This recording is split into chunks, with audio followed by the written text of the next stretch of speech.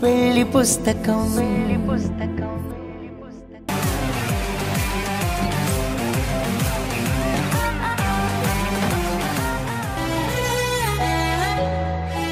Good morning sir. Very bad morning sir. ఏమైంది? నిన్ను ఆఫీస్కి రావద్దని చెప్పాను కదా, అయినా ఎందుకు వచ్చావు? అంటే ప్రాజెక్ట్ సబ్మిషన్ ఉందని. కొత్తగా పెళ్ళైన వాడివి ఇంట్లో ఉండక ఇలా ప్రాజెక్టులు ఆఫీసులని ఇక్కడ తిరిగితే మీ ఇంట్లో వాళ్ళు నన్ను తిట్టుకుంటారయ్యా. అలా ఏం లేదు సార్, మీరంటే మా అందరికీ ఎప్పుడూ గౌరవమే. ఆ గౌరవాన్ని కాపాడుకోవడం కోసమే చెప్తున్నాను. చేసిన పని చాలు గాని ఇంటికెళ్ళు. ఇంట్లో అంతా ఓకే సార్, ఇప్పుడంత అర్జెంట్ పని కూడా ఏం లేదు. ఒక్క నిమిషం సార్. హలో, ఏంటి ఈరోజా? సరే, నేను తర్వాత కాల్ చేస్తాను. ఏమైంది? ఏమైనా అర్జెంటా? అర్జెంటా అంటే అది ఈరోజు ఏంటో చెప్పయ్యా. పంతులు గారు ముహూర్తం పెట్టారు. దేనికి? అది మా మా ఫస్ట్ నైట్. కొత్త పెళ్లి కొడుకులా నీకు ఇంకా సిగ్గు పోలేదన్నమాట. సరే, నీ కోసం ఎదురు చూస్తుంటారు, నువ్వు వెళ్ళు. ఒక చిన్న వర్క్ ఉంది సార్, అది ఫినిష్ చేసి వెళ్తాను. నందు, చిన్న లేదు పెద్ద లేదు, నువ్వేమో శ్రద్ధగా పనిచేస్తున్నావు అనుకుంటున్నావు కానీ చూసేవాళ్ళకి మాత్రం నేనేదో సైకోలా నువ్వేదో బానిసలా అనుకుంటారు. కొన్ని రోజులు పోతే మీ ఇంట్లో వాళ్ళు కూడా నా మీద యుద్ధానికి వచ్చినా వచ్చేస్తారు. చూడు నందు, ఒక్కరోజు నువ్వు పని చేయకపోయినా నాకు ఇబ్బంది లేదు కానీ నేనిచ్చిన ఉద్యోగం ఇంట్లో వాళ్ళ ఆనందానికి అడ్డుపడుతుందంటే మాత్రం నాకు బాధగా ఉంటుందయ్యా. బాధ్యతల కన్నా బంధాలే ముఖ్యం, అర్థం చేసుకో.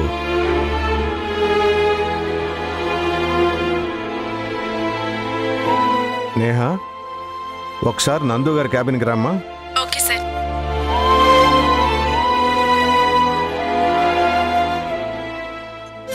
చెప్పండి సార్.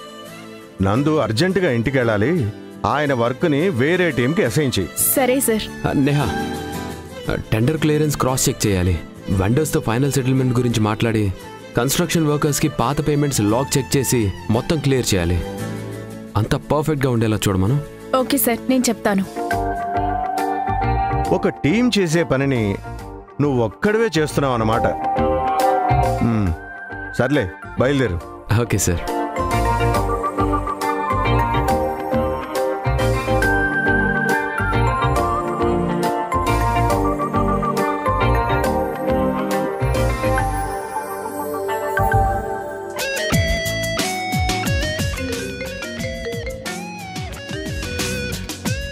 బయలుదేరుతున్నా సాక్షి, ఇప్పుడే ఆఫీస్ బయటకు వచ్చాను.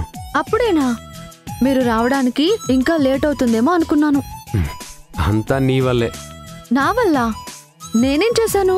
నువ్వు ఫోన్ చేసినప్పుడు హరిప్రసాద్ గారు నా క్యాబిన్లోనే ఉన్నారు. ఈరోజు మన ఫస్ట్ నైట్ అని ఆయనకి తెలిసిపోయింది. తెలిసిపోయిందా? ఎలా? మీరు స్పీకర్ ఆన్ చేసి మాట్లాడారా? కాదు, నా ఎక్స్ప్రెషన్ చూసి ఆయన ఏమైందని అడిగితే తప్పక నేనే చెప్పాను. ఓ, మీరే చెప్పారా? ఇంత ధైర్యం బాగానే వచ్చిందే. ధైర్యం నా బొందా, చెప్పడానికి ఎంత కష్టపడ్డానో తెలుసా? కష్టమెందుకు? పెళ్ళైన భార్యాభర్తల మధ్య ఇది కామనే కదా. మీ ఇబ్బంది ఏంటో నాకు అర్థం కావడం లేదు. అంటే ఏంటి? ఈరోజు నాకు శోభనం అని గర్వంగా చెప్పుకొని తిరగలా? అలా అని కాదు, కానీ అయిన వాళ్ళకి చెప్పడంలో భయం ఎందుకు అంటున్నాను. నీకే, నువ్వెన్నైనా చెప్తావు. నా కష్టం, ఇబ్బంది, మొహమాటం మాటల్లో చెప్పుకోలేకపోతున్నాను. అంత నవ్వొచ్చేస్తుందా? ఫస్ట్ టైం పెళ్లి చేసుకునేవాడు కూడా ఎన్ని కష్టాలు పడడేమో. ఒకసారి పెళ్లి ఎక్స్పీరియన్స్ ఉండి కూడా మీ సిగ్గు మొహమాటం చూస్తుంటే నవ్వు రాకుండా ఎలా ఉంటుంది? ఓ వావ్, చాలా బాగా అనాలిసిస్ చేసావు. కానీ మళ్ళీ ఎందుకు ఫోన్ చేసావో చెప్పు. మీరింటికి వచ్చేటప్పుడు మల్లెపూలు తీసుకొస్తారని. ఏంటి మల్లెపూలా? నేనా? ఏదో బాంబులు తీసుకురమ్మన్నట్టు ఎందుకు అంత ఆశ్చర్యంగా అడుగుతున్నారు? అంటే ఎప్పుడూ తీసుకోలేదు. అయితే ఇప్పుడు అలవాటు చేసుకోండి. ఎక్కడుంటాయి? వచ్చే దారిలో రోడ్డుకి ఇరు పక్కల తీక్షణంగా గమనించండి. గంపతో కాని బల్ల మీద కాని కూర్చుని కొంతమంది వర్తకులు పువ్వులు అమ్ముతూ ఉంటారు. వాటిలో తాజాగా ఉన్న పూలు కనిపెట్టి మరీ తీసుకురండి. ఏంటి, గ్రాంధికంలో వెటకారమా? లేకపోతే ఏంటి, మల్లెపూలు తీసుకురమ్మని చెప్తుంటే ఎక్కడుంటాయని ఎవరైనా అడుగుతారా? ఎవరి గురించో నాకెందుకు, తెలీదనే కదా అడుగుతున్నాను. చెప్పొచ్చు కదా. సరే శ్రీవారు, వచ్చే దారిలో ఉంటాయి. మర్చిపోకుండా మల్లెపూలు తీసుకురండి. మీకోసం నేను ఎదురు చూస్తూ ఉంటాను. ఓకే శ్రీమతి గారు, బాయ్. బాయ్.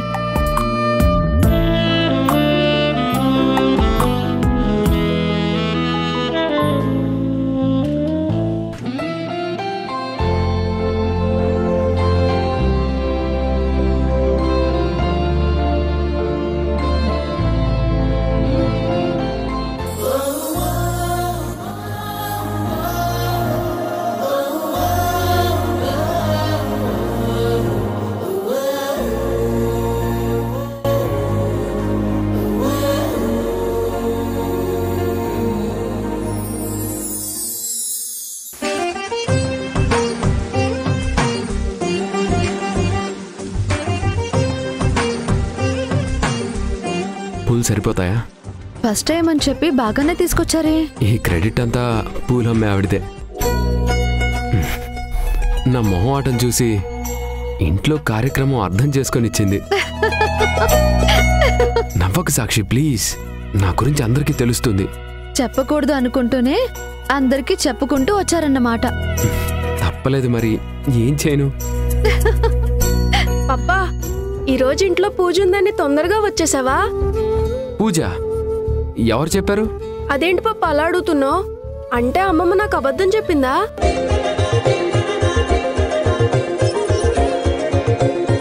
ఓహో, అదా, అబద్ధం కాదు సిద్ధు, నిజమే. నేనే మర్చిపోయాను. సిద్ధు రా, నీకు అన్నం వడ్డిస్తాను. నువ్వు తొందరగా భోజనం చేసి బజ్జోవాలి. నాకు అప్పుడే వద్దు, నేను అమ్మ పప్పాలతో కలిసి తింటాను. ఈ రోజు అలా మారం చేయకూడదు నాన్నా. ఏ, ఎందుకు చేయకూడదు? సిద్ధు, నీకు చెల్లి కావాలా వద్దా? కావాలి. అయితే తొందరగా భోజనం చేసి నిద్రపో. భారతి గారు, సిద్ధుని తీసుకెళ్లి భోజనం వడ్డించండి. అలాగే, రా సిద్ధు రా. ఎన్నో అవాంతరాలు అడ్డంకులు దాటుకుని పరిపూర్ణంగా భార్యాభర్తలుగా మారుతున్న రోజుది.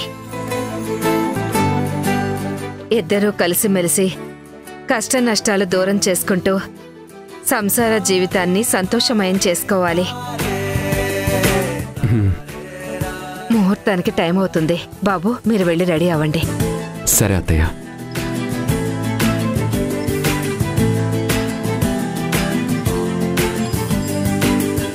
సాక్షి, పదమ్మా, నువ్వు కూడా రెడీ అవుదువు.